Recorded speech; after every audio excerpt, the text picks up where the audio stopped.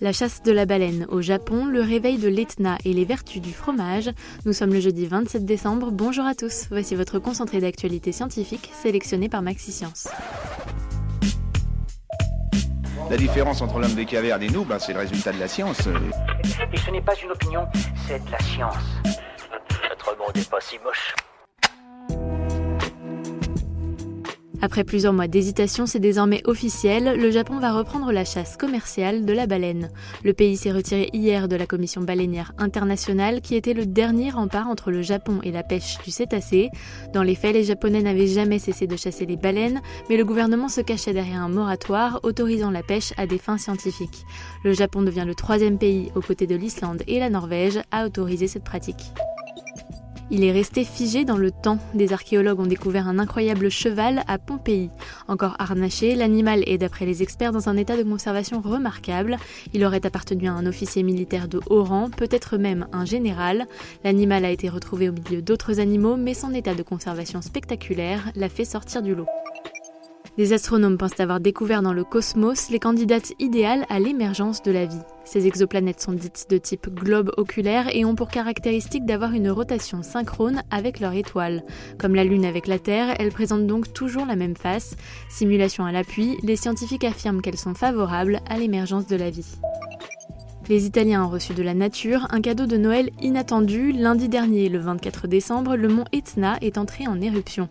Ce volcan est le plus actif d'Europe et il a provoqué une immense colonne de cendres en se réveillant. La dernière éruption de ce type remonte au printemps 2017 et n'avait fait aucune victime. Cette fois encore, l'éruption devrait être sans danger pour les 900 000 habitants qui vivent au pied du volcan.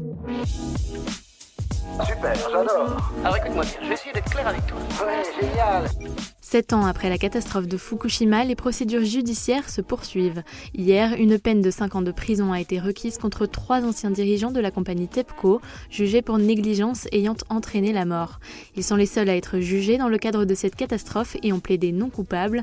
La catastrophe de Fukushima reste le pire accident nucléaire après celui de la centrale soviétique de Tchernobyl en Ukraine.